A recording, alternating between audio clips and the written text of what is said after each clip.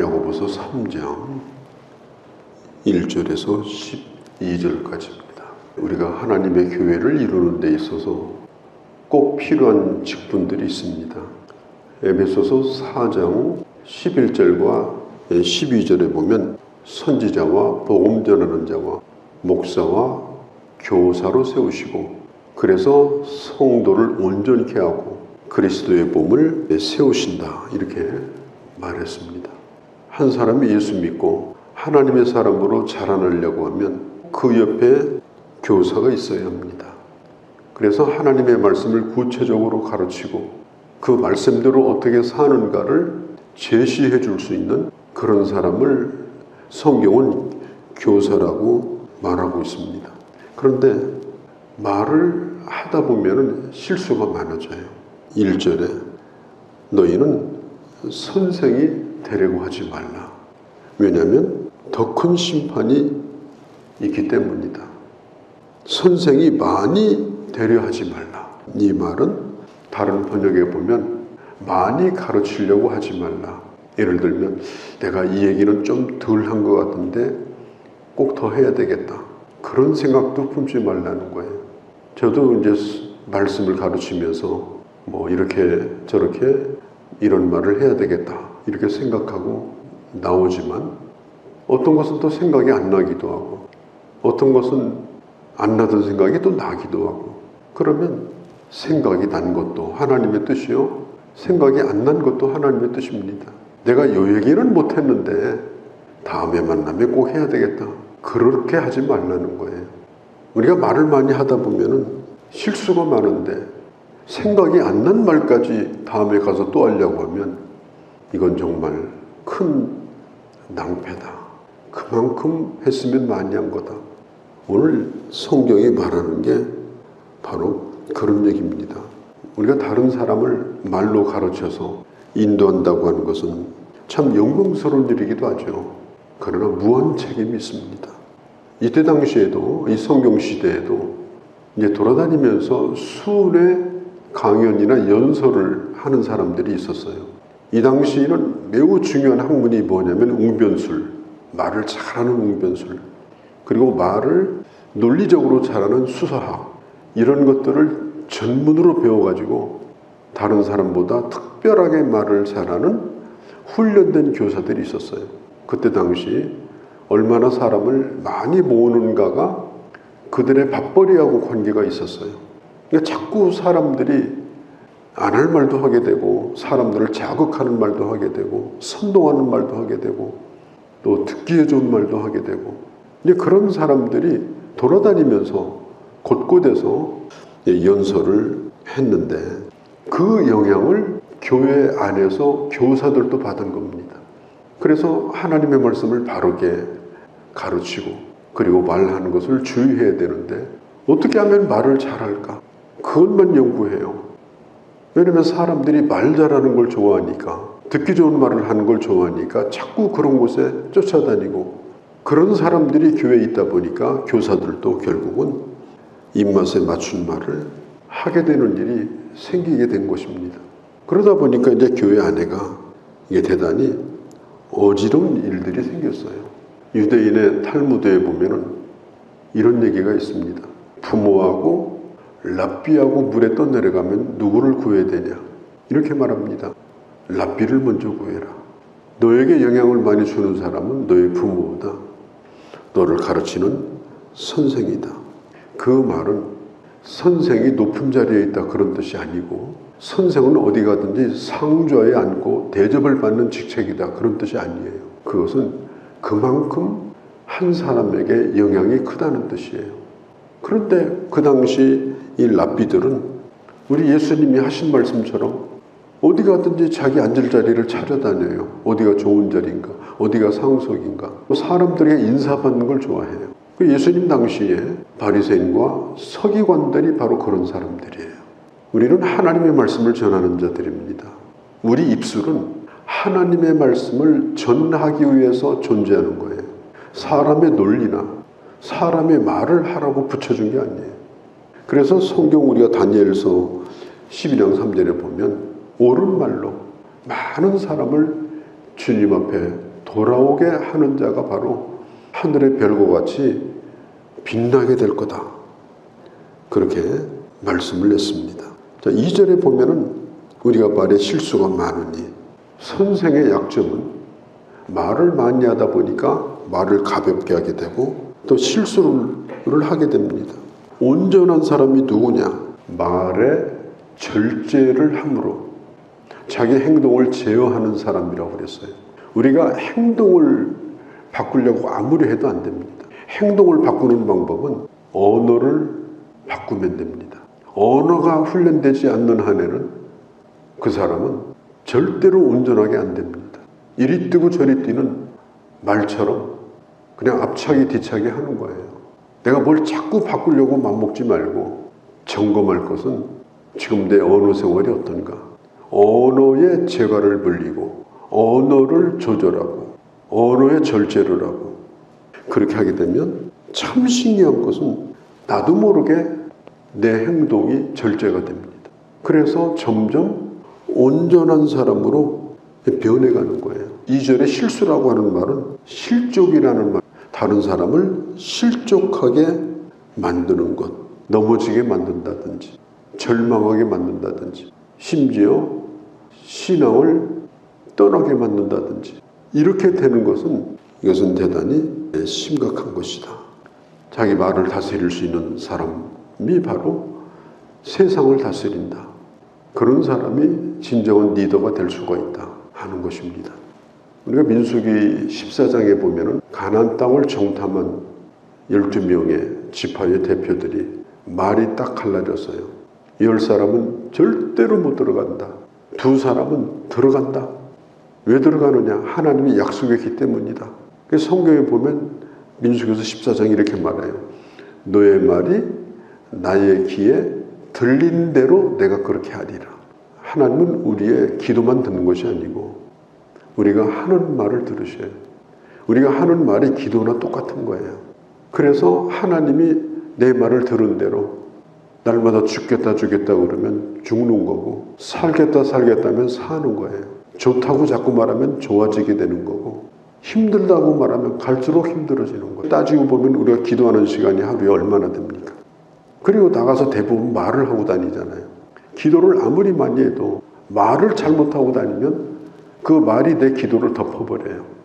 그래서 내가 한 말이 응답되는 겁니다. 그래서 이 언어라고 하는 것이 이게 얼마나 중요한가. 오늘 성경은 뭐 여러 가지 비유로 그 얘기를 해요. 로마서 10장에 보면 예수 그리스도를 입으로 신하여 구원을 받는다. 마음으로 믿어 입으로 신하여 구원을 받는다. 내가 마음으로 예수를 믿어요. 그런데 하나님은 내가 예수를 믿습니다 하는 그 고백을 통해서 나를 구원하십니다. 인간을 구원하시는 것도 하나님은 내가 시인하는 말을 통해 구원하셔요. 그러니 이 말의 무게라는 것이 이게 얼마나 대단합니까? 이 성경에 오늘 여기 보니까 불이 모든 것을 다 태운다. 혀는 불의 세계라. 6절에 삶의 불의 수레바퀴를 불사르느니라. 삶의 수레바퀴라는 말은 우리 인생은 수레바퀴처럼 굴러가는 거예요. 그런데 그 수레가 불붙은 수레가 되어버린 거예요. 뭘로? 내 말로. 불이 붙어가지고 수레가 가요. 옛날에는 수레가 나무로 돼 있거든요. 인생의 수레바퀴를 불붙게 만드는 것이 뭐냐? 송두리째 내 인생을 태우는 게 그게 언어입니다. 나를 태울 뿐 아니라 다른 사람도 다 태워버려요. 저 땅이 넓은 캐나다나 또 호주나 미국 같은 데서는 산에 불이 나면요 사람의 힘으로 못 끕니다. 그래서 몇 달씩 캘리포니아나 이런 데는 불이 타요. 꺼질 때까지 불이 타요. 어마어마하게 큰 화재들이 납니다. 그런데 그 근원을 찾아보면 성냥개비 하나예요. 오늘 성경이 말하잖아요. 그 불을 내는 근원이 뭐냐? 그게 바로 조그만 불씨가 된 말 한마디다. 그것 때문에 평생 나도 고통을 받고 다른 사람도 고통을 받게 할 수가 있다. 사실 교회도 신앙생활을 하면서 서로 상호간에 문제가 될 게 전혀 없어요. 와서 예배드리고 은혜 받고 가고. 그런데 거의 100%가 교회가 문제가 되는 게 말 때문에 그래요. 나쁜 말 때문에. 나쁜 말을 전해주고 이렇게 말을 또 옮기고, 대부분은 교회가 그것 때문에 분열을 하고 심지어는 수년 동안 교회가 어려움을 겪는 그런 일들이 많이 일어납니다. 그러니까 교회가 편안하고 부흥이 되고 은혜를 내면 은혜로운 말을 하는 사람들이 교회에 많으면 돼요. 은혜로운 말을 하는 사람을 살리는 말, 교회의 덕을 세우는 말, 그 말로 복음을 전해서 영혼을 구원하는 능력을 가진 사람들이 교회에 많으면 그 교회는 저절로 부흥이 됩니다. 우리가 다짐할 것은 이 언어라고 하는 것이 하나님의 사람으로서 얼마나 중요한가. 특별히 이렇게 불을 옮겨 붙이는 일을 하지 말아야 돼요. 예를 들어 내가 어마어마하게 화가 나가지고 말을 했어요. 그러면 혼자 말한 걸로 끝나면 돼요. 그런데 그 불을 옮겨 붙이게 되면 그때부터는 걷잡을 수가 없어요. 사람이 화가 났을 때는 뭐 별말도 다 하잖아요. 그건 들은 걸로 끝나야 됩니다. 어떤 경우에도 들은 걸로 끝나야 되고, 그러면 그냥 혼자 타다가 재가 돼서 나중에 가만히 있어요. 그런데 그때부터 그걸 옮겨 붙이게 되면 그때는 이건 큰 불이 됩니다. 그러면 이 교회가 부흥이 안 되는 거예요. 오늘 성경은 말합니다. 얼마나 이 말의 능력이 큰가. 하나님 앞에 우리가 기도할 것은, 하나님, 나의 언어 생활이 하나님의 교회를 세우는 일이 되게 없어서, 영혼을 살리는 일이 되게 없어서. 우리 동물들은요, 반사적입니다.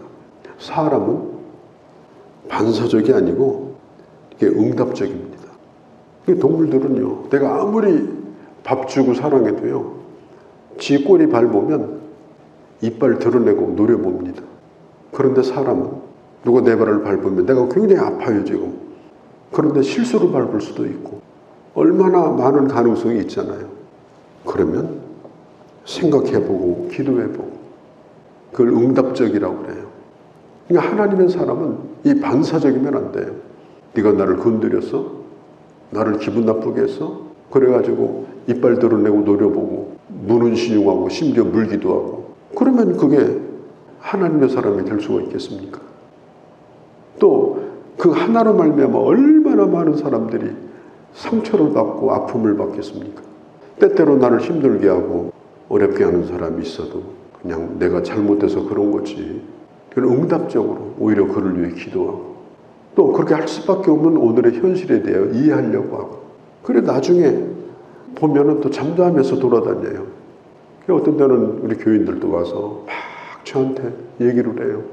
그리고 나중에는 아무 일도 없듯이 또 웃고 돌아다녀요. 그럴 때도 있고 이런 때도 있는 겁니다. 근데 그러기 때문에 우리가 그런 것을 가지고 이 사람 이렇다, 저런 사람 저렇다, 우리가 그럴 필요가 없는 거예요. 오늘 성경에 봐도 그 입에 독이 가득하다, 이런 얘기를 하잖아요. 8절에 뱀은 건드리면요 무조건 독을 품어요.